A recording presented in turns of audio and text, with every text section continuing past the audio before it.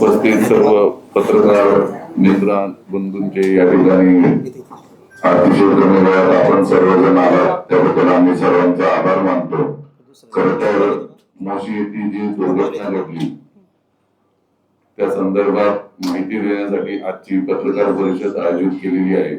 आमच्या पक्षाच्या नेत्या माननीय सुषमाताई आमदारे या दुर्घटनेबाबतीत काही खुलासा करू इच्छितात. त्यासाठी आपण सर्वजण या ठिकाणी जमलो. सगळ्यांना जय महाराष्ट्र.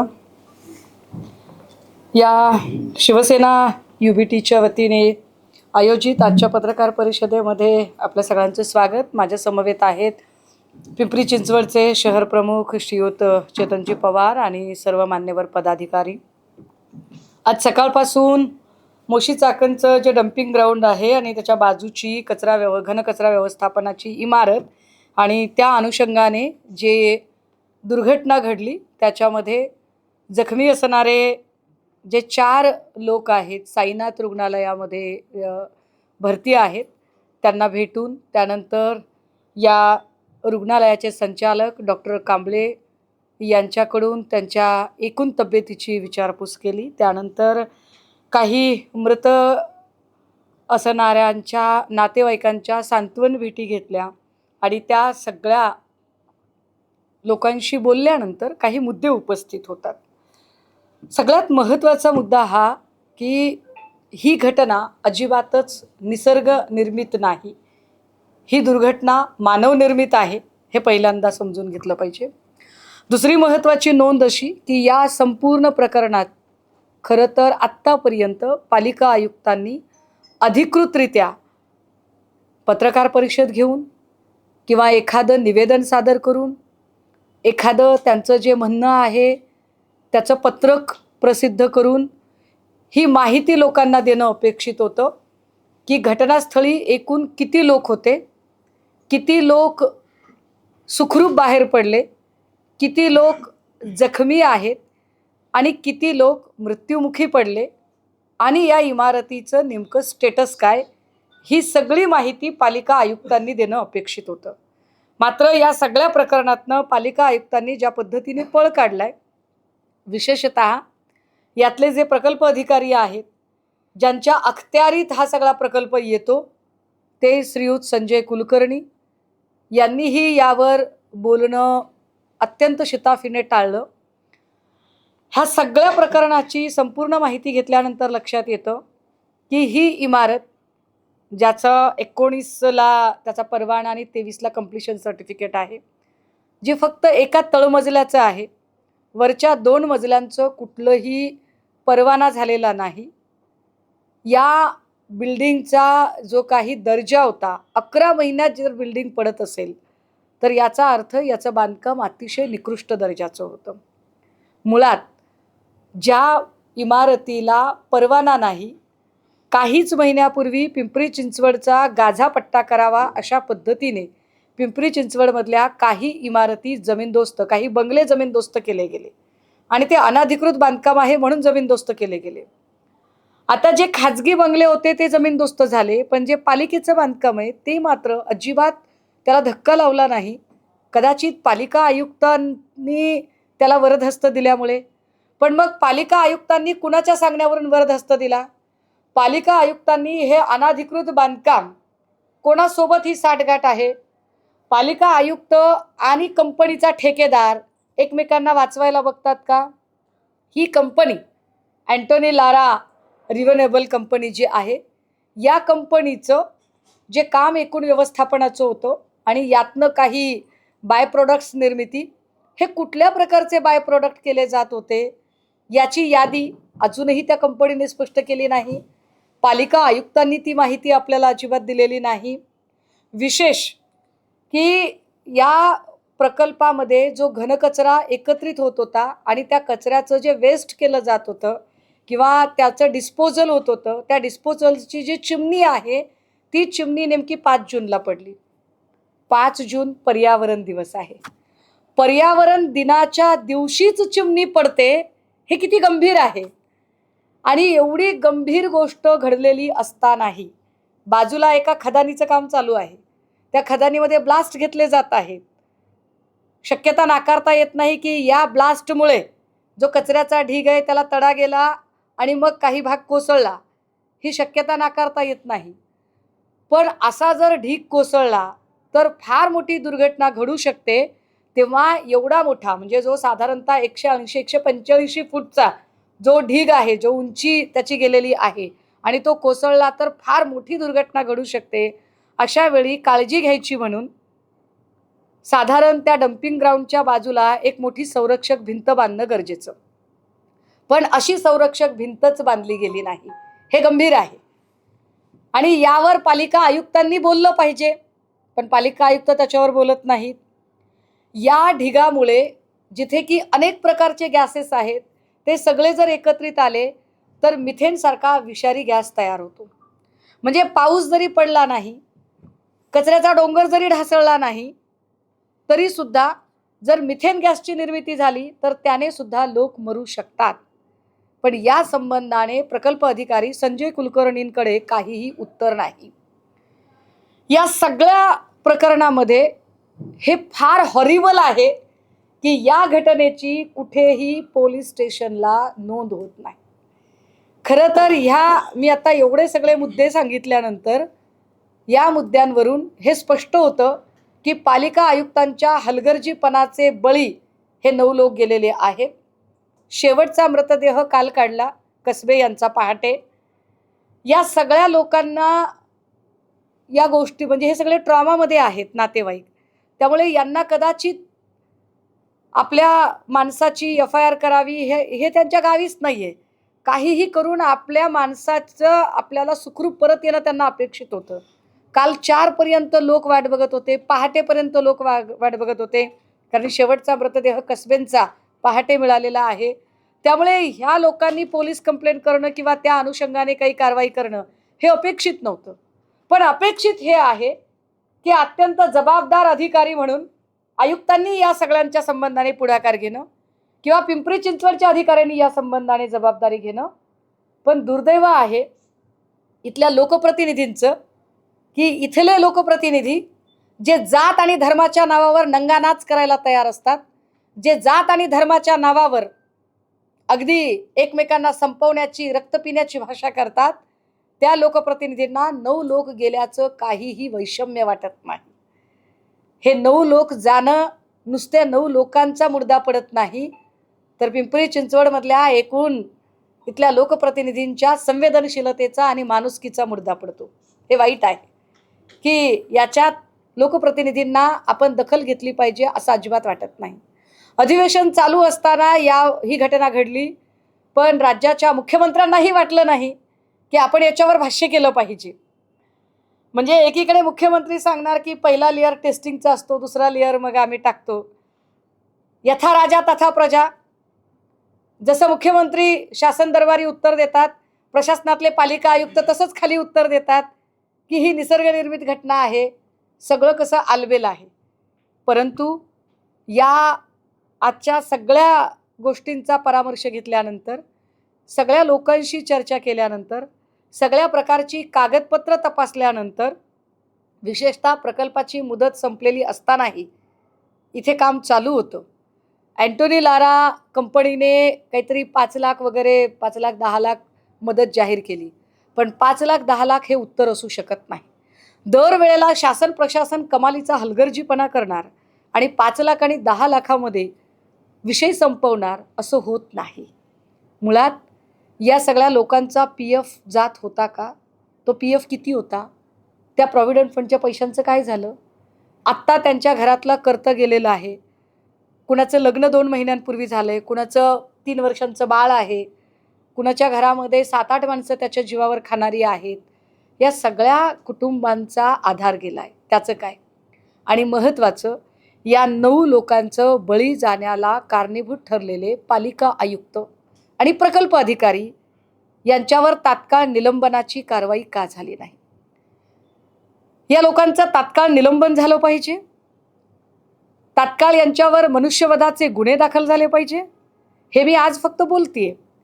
यानंतर मी पालिका आयुक्तांना, पिंपरी चिंचवड पोलीस आयुक्तांना भेटणार आहे, त्यांना आमचं म्हणणं सांगणार आहे. त्यांनी काय वेळ घ्यायचा आहे तो घ्यावा. कारण आत्ता आज नातेवाईक ट्रॉमामध्ये आहेत. नातेवाईक त्या अवस्थेत नाहीत की त्यांनी पोलीस कंप्लेंट नोंदवायला बाहेर पडावं.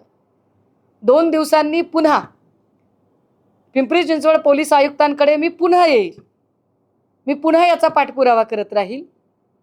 आणि फक्त एवढंच नाही तर या संबंधाने कंपनीला, आयुक्त सूर्यवंशी यांना, प्रकल्प अधिकारी संजय कुलकर्णी यांना, या सगळ्यांना कोर्टात खेचेल. आणि या सगळ्यांवर गुन्हा दाखल व्हायला पाहिजे. कारण 5 लाख दिले म्हणजे तुम्ही न्याय करत नाही. तुम्ही 5 लाख देऊन फार फार तर लोकांचं तोंड बंद करण्याचा प्रयत्न करताय. पण तुमची संवेदनशीलता कुठेही दिसत नाही. ती संवेदनशीलता दिसली पाहिजे. शासन प्रशासन म्हणून ती जबाबदारी स्वीकारली पाहिजे. अजूनही या संपूर्ण दुर्घटनेची जबाबदारी नेमकी कुणाची, ती जबाबदारी निश्चित झालेली नाही. ती जबाबदारी निश्चित होणं गरजेचं आहे. आणि त्यासाठी आम्ही लढत राहू. शिवसेना उद्धव बाळासाहेब ठाकरे पक्षाच्या वतीनं ही लढाई ताकदीने लढली जाईल. सभागृहाच्या आत, सभागृहाच्या बाहेर आणि न्यायालयीन लढाई अशा सगळ्या पातळ्यांवर आम्ही ही लढाई लढत राहू. थँक्यू. नाही, मला या सगळ्यांमध्ये ना मी आवर्जून ही गोष्ट नमूद केली पाहिजे की मला आज राज्याचे उपमुख्यमंत्री दिवंगत अजितदादा पवार यांची उणीव प्रचंड जाणवत आहे. दादा जर आज असते तर कदाचित दादा घटना घडल्यापासून पहिल्या 2 तासात इथे हजर दिसले असते. पण आम्ही एक अत्यंत संवेदनशील नेता गमावला. त्याची किंमत किती मोठी असू शकते तिथे गेल्यानंतर आम्हाला पावला पावलाला जाणवते. त्यामुळे अजितदादांची जागा कुणी घेऊ शकत नाही. आणि अजितदादांच्या सारखी संवेदनशीलता आणि कामाची तत्परताही कुणी दाखवू शकत नाही. त्यांची बरोबरीच कुणी करू शकत नाही. इथे जर कुठली जाती आणि धार्मिक जर काही गोष्ट असती तर फडणवीसच काय, फडणवीसांची सोकॉल्ड बार्किंग ब्रिगेड सगळी आलेली असती. पण त्यांना कुणालाही त्याची गरज वाटत नाही. कारण जात आणि धर्म नाहीये ना, माणसं मेली आहेत. माणसांचं काय. त्यामुळे मला काही फडणवीस काहीतरी बोलतील करतील अपेक्षाच नाही. ज्या फडणवीसांनी भाडेके टट्टे वगैरे सारखे शब्द आता प्रतिष्ठित करून टाकलेत, तर त्यांनी पोचलेले त्यांचे जे भाड्याचे टट्टे आहेत त्यांनाही ती सद्बुद्धी येणार नाही. त्यामुळे त्यांच्याकडनं काही मला फार अपेक्षा नाही. मुख्यमंत्री साहेबांनी इथले एक आमदार, आयुक्त साहेब आणि महापौर यांची मीटिंग जवळच असलेल्या सयाजी हॉटेलमध्ये घेतली त्या दिवशी, परंतु इथे आले नाही, जेणेकरून मीडियाशी फेस करावं लागेल. आणि काय नाही, मीडियाशी तर फेस करावं लागेल, पण ही सगळी मोठी माणसं आहेत. मरणारी बिचारी कोण आहेत? चतुर्थ श्रेणीतले लोक आहेत ना. मरणारे कोण आहेत? दलित आहेत ना. काय घेणं आहे त्यांना त्यांच्याशी? पंचतारांकित हॉटेलांमध्ये यांच्या बैठका होतात. डम्पिंग ग्राउंड मधला माणूस मरतो. घटना कचऱ्याच्या ढिगाच्या तिथे घडली आहे आणि बैठक पंचतारांकित हॉटेलात होते. केवढा मोठा विरोधाभास आहे या देशातला. आणि अशा विरोधाभासी देशात, अशा राज्यात आपण राहतो. आणि अशा मुख्यमंत्र्यांकडनं आपण संवेदनशीलतेची अपेक्षा तरी काय करावी. आणि त्यामुळे जे लोक संवेदनशीलतेने वागू शकत नाहीत त्यांना जर कोर्टाची भाषा कळत असेल तर होय, आम्ही ती न्यायालयीन लढाई लढू.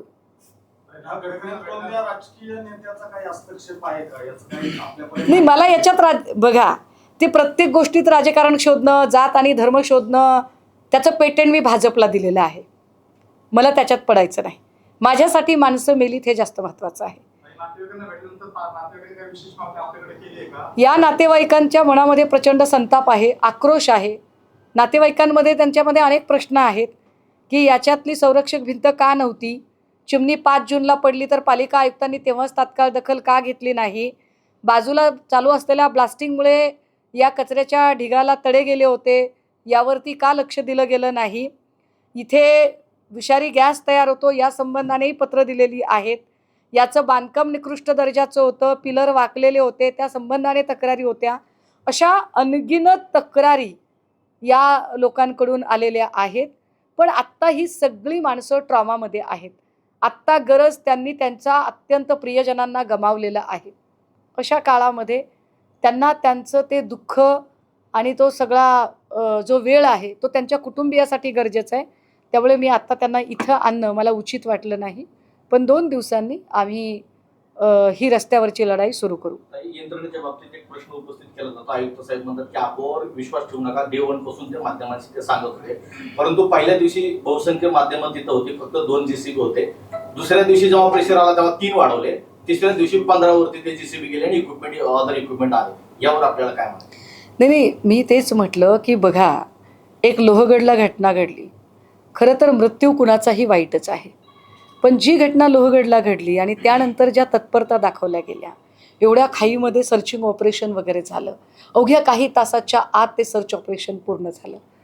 पण जिथे सफाई कामगार जातात, जिथे अत्यंत आर्थिक विपन्नावस्थेतले लोक जातात, तिथलं सर्चिंग ऑपरेशन जर 4-4 दिवस होत असेल, त्याला इतका काळ गेला की जवळपास 80-87 तास उलटल्यामुळे काही प्रेत अक्षरशः सडलेल्या अवस्थेत. म्हणजे मी आत्ता ज्यांना भेटले त्यातल्या काही लोक तर म्हणत होते की ताई, आम्हाला आमच्या घरच्यांचा चेहरा शेवटचा बघायला मिळाला नाही, कारण तो बघण्याच्या स्थितीतच नव्हता.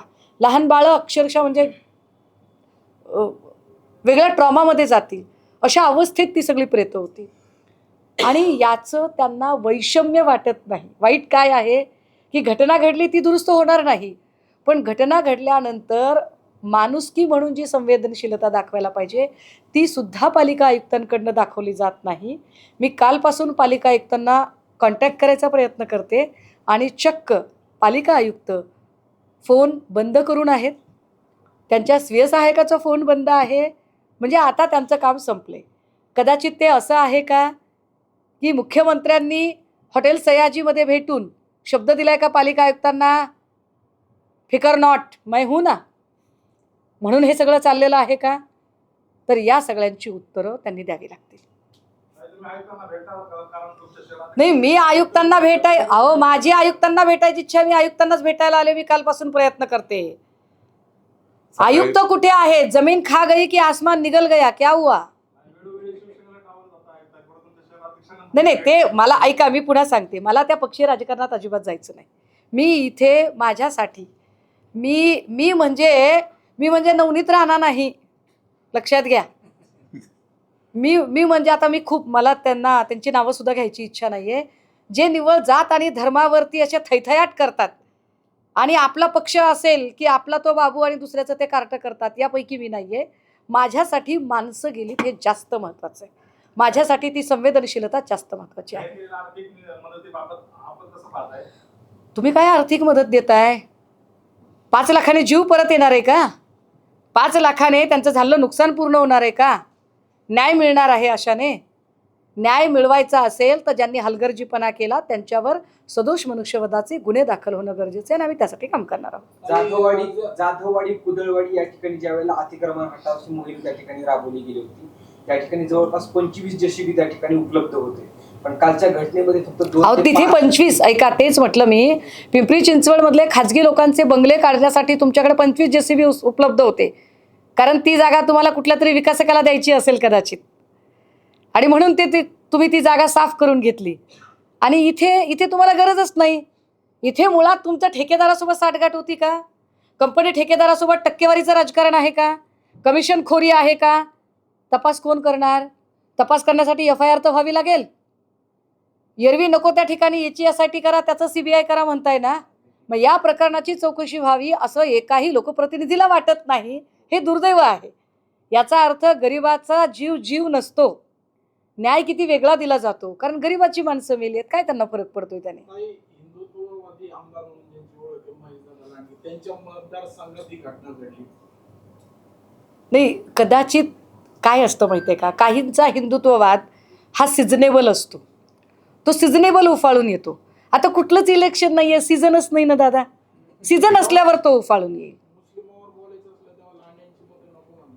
नाही, पण मरणारे कोण आहेत ते तरी बघा, म्हणून तरी बोला. परंतु धर्म हा सोयीनुसार आठवतो. धर्मापेक्षा सुद्धा त्यांच्यासाठी वरची गोष्ट हा पैसा आहे. आणि तो पैसा जर अँटोनी कंपनी जर सगळ्यांना पुरवणार असेल तर काय हरकत आहे? थँक्यू. हिंदीमध्ये एकदा सांग. दोघांपैकी कोणतरी एक जण बोला ना. मागच्या एवढी मोठी घटना झाली, पर्यावरण मंत्र्याचं स्टेटमेंट आहे किंवा संबंधित ठिकाणी भेट देखील नाही. नाही, पर्यावरण मंत्री, इथले आमदार, राज्याचे मुख्यमंत्री, राज्याचे डिझास्टर मिनिस्टर, ह्याच्यापैकी कोणाचाच रोल याच्यात दिसत नाहीये. आयुक्तांना कुणी जाब विचारत नाहीये, कुणी धारेवर धरत नाहीये, आयुक्तांच्या विरोधात कुठली FIR होत नाहीये. याचा स्पष्ट अर्थ काय आहे की मरणारे जे आहेत ना ते किडामुंगीसारखे आम्ही चिरडून टाकू शकतो. मरणारे माणसं आहेत असंच मुळात त्यांना वाटत नाही. हे जास्त गंभीर आहे, हे जास्त वाईट आहे. मृत्यू पावलेले जवळपास SC/ST लोक आहेत. मग यामध्ये मागासवर्गीय आयोग किंवा सफाई कर्मचारी आयोग असतो, यांचं काही स्टेटमेंट नाही. ते भाजपचा गुलाम झालाय. मृत्युमुखी पडलेल्या लोकांमध्ये जे 8 लोक आहेत त्याच्यातले माझ्या माहितीप्रमाणे 6 लोक हे शेड्यूल्ड कास्ट आहेत. खरं तर मी पुन्हा सांगते की मला जात आणि धर्म या अंगाने जायचं नाही. टोटल 9चा आकडा झाला. हां, पण हेही विशेष आहे की या संबंधाने जेव्हा अशी कधी घटना घडते त्यावेळेला जो सफाई कर्मचारी आयोग आहे किंवा जो अनुसूचित जाती जमाती आयोग आहे किंवा जो मानव हक्क आयोग आहे, या सगळ्यांचं खूप चटकन या सगळ्यांनी त्याचा कॉग्निझन्स घेतला पाहिजे, दखल घेतली पाहिजे त्याची. पण ती दखल या प्रकरणात घेताना दिसत नाही. कदाचित त्याला अजून एक कारण असू शकतं. माध्यमांनी कुठला विषय मोठा करावा आणि कुठला छोटा करावा यावर पण गोष्टी डिपेंड असतात. त्यामुळे मुख्य प्रवाहातल्या सगळ्या माध्यमांकडूनही आमची ती अपेक्षा असेल की हे प्रश्न आता उपस्थित झाले पाहिजेत. तुम्ही त्याची मागणी करणार आहे? नाही, मी तर सगळ्या प्रकारची लढाई लढणार. मला लढलीच पाहिजे, कारण माझ्यासाठी निवडणुकांपेक्षा सुद्धा माणसं जास्त महत्त्वाची आहेत. मंत्री गिरीश महाजननी विधानसभेमध्ये कचराचा भला मोठा 47 वर्षापासून हा ढिगारा आहे आणि इथल्या प्रशासनाला सुद्धा तो कचरा डिस्पोज करायला सुद्धा वेळ नाही, अशी मागणी तुम्ही करणार. आणि किती मोठ्या वर्षापासून हा 47 वर्षाचा प्रश्न. नाही, पण गिरीश महाजनांचं काय, त्याच्यात काय म्हणलात तुम्ही? गिरीश महाजन म्हणले होते की 47 वर्षापासून हा कचरा तिथं मोठा. मग तुम्हाला कशाला सत्तेत बसवलं? गोट्या खेळायला बसवलं? सत्तेत कशाला बसवलं तुम्हाला? आधीची कोणी कामं करत नाहीत म्हणून आम्ही कामं करणार म्हणलात ना. मग का कामं केली नाही? महेश लांडगे कधीपासून आहे तिथे आमदार? काय काय त्याला अर्थ आहे का त्या ज्या प्रश्नाला? दिवशी घटना घडली त्या दिवशी आपत्ती व्यवस्थापन मंत्री गिरीश महाजननी 2 तास येऊन पाहणी करून गेले. पण विधिमंडळामध्ये त्या ठिकाणी चर्चा केली की 8 ते 10 घंटे मी त्या ठिकाणी थांबून पाहणी केलेली आहे. याकडे काय आपण? उका नाम गिरीश महाजन है भैया, उ गिरीश है. तर काय बोलायचं त्यांच्याबद्दल? तो म्हणजे एकदम तो संकट याजक माणूस आहे. तो संकटमोचक नाही, संकट याजक माणूस आहे. हा एक प्रश्न आहे. शहरामध्ये पुनावळे इथे कचरा डेपो प्रस्तावित होता, पण तिथले बिल्डर वगैरे त्या जागेचे एक्झॅक्टली माझं तेच म्हणणं आहे. डम्पिंग ग्राउंडचं एक वेगळं राजकारण आहे, डम्पिंग ग्राउंडचं एक वेगळं अर्थकारण आहे. आणि हे अर्थकारण आणि राजकारण हे आता गोरगरिबांच्या जीवावर बेतलेलं आहे. तो झाला असता तर फार कमी झाला असता आणि ही घटना घडली नसती. मी तेच म्हटलं ना की डम्पिंग ग्राउंडचं जे अर्थकारण आहे, जे राजकारण आहे, ते गोरगरिबांच्या जीवावर बेतलेलं आहे. आणि म्हणून याच्या विरोधातला एक स्ट्रॉंग मोठा आवाज रेज झाला पाहिजे आणि तो प्रयत्न येणाऱ्या काळात होत राहील. याच्यात सत्ताधारी असो की कुणीही असो, पण त्यांच्या अगेन्स्ट आम्ही लढत राहू.